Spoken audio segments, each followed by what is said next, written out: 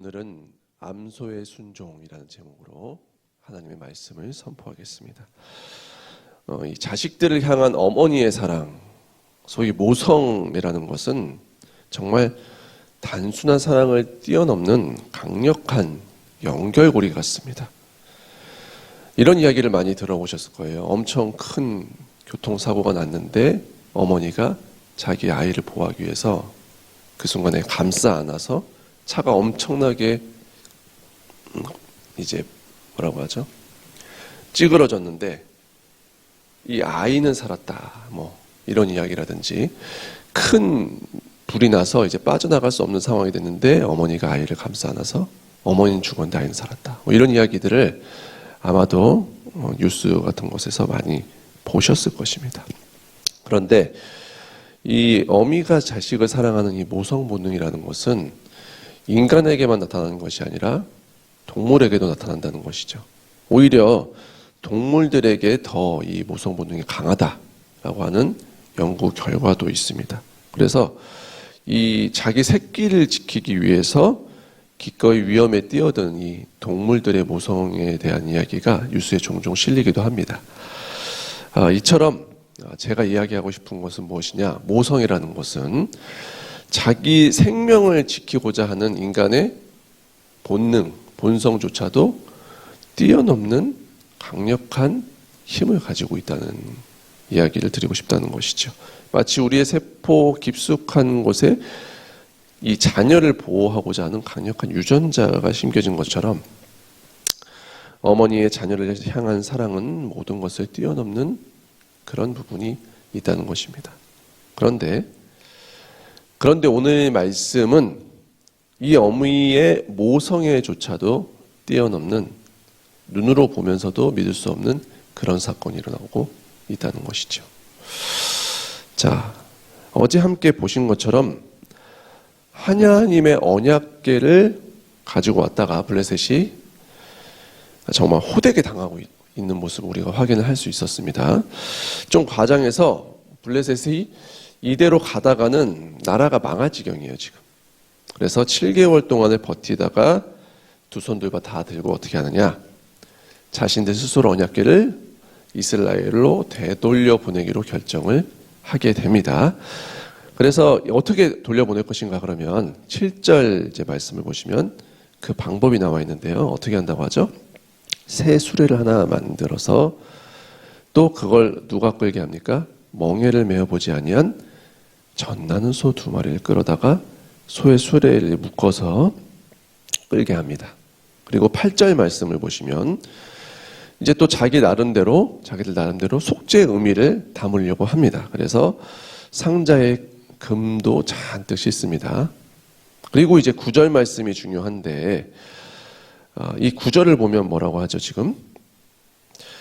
소가 끄는 대로 두겠다는 거예요. 그렇죠? 사람이 끌고 가는 게 아니고 소가 그냥 끌어가는 대로 보는데, 자, 보고 있다가 만일 그 수레가 그 길대로 이제 처음에 놓은 그 길대로 쭉 가서 베세메스로 가면 이 모든 일의 원인이 어디서 일어났다는 걸 인정하겠다?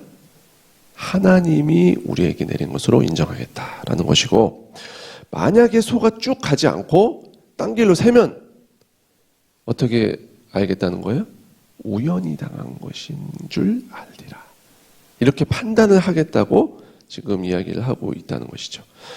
즉 암소가 가는 걸 보고 증거를 삼겠다는 얘기인데, 이것은 얼핏 보면은 어떤 우연이라는 것에 맡기겠다, 그냥 보겠다, 이런 이야기 같지만 전혀 사실은 그런 이야기가 아니라는 것이죠.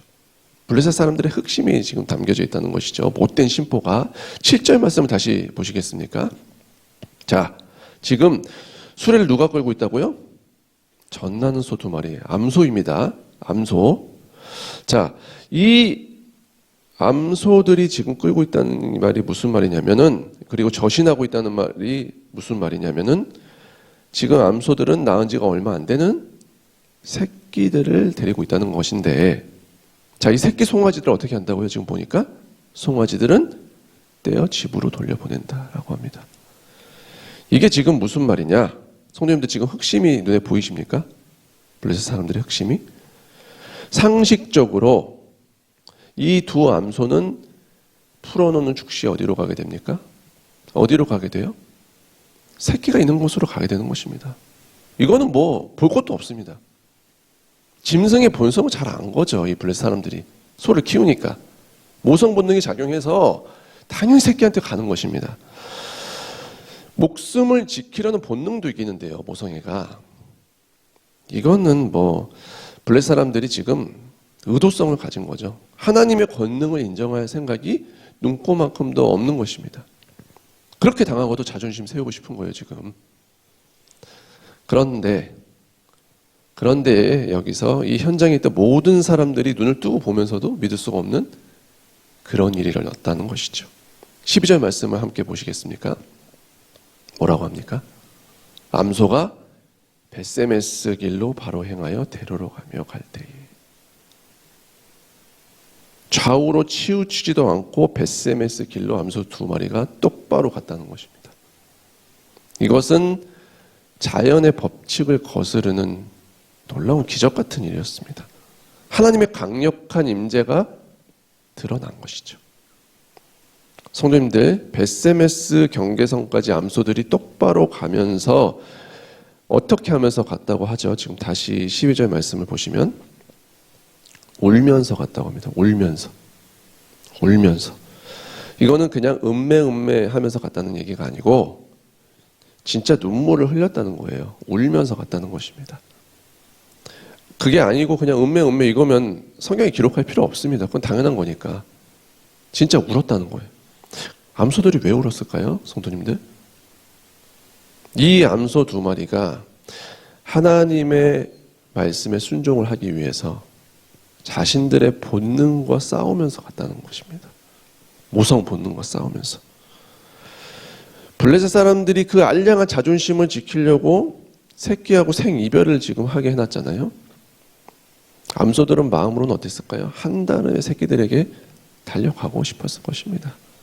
그런데 그거보다 더 큰 게 있었다는 것이죠.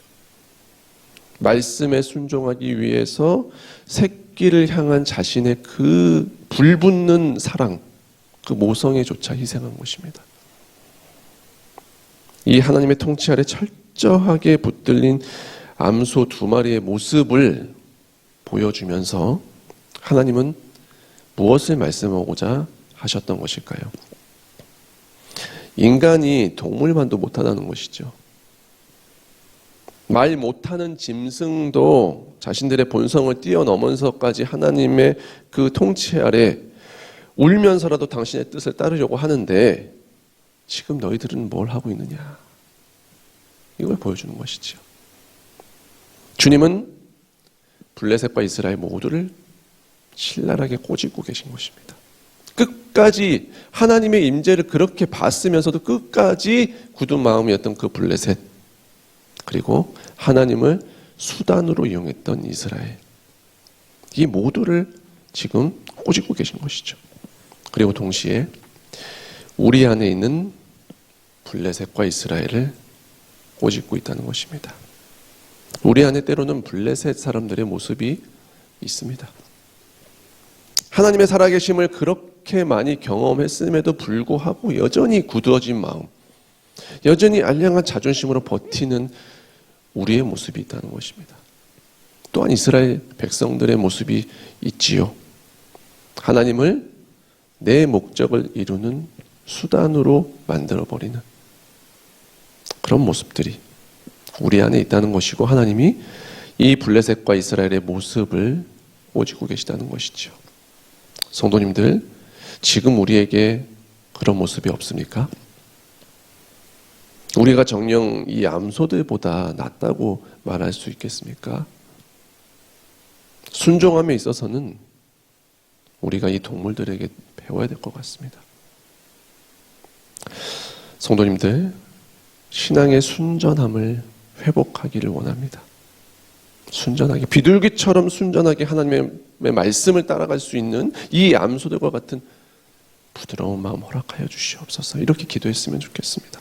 주님의 말씀이라면 내 소중한 것을 희생해서라도 주님 따라갈 수 있는 믿음 주시옵소서. 주님 동행하는 아름다운 주의 자녀 되게 하여 주시옵소서. 오늘 이렇게 기도할 수 있었으면 좋겠습니다.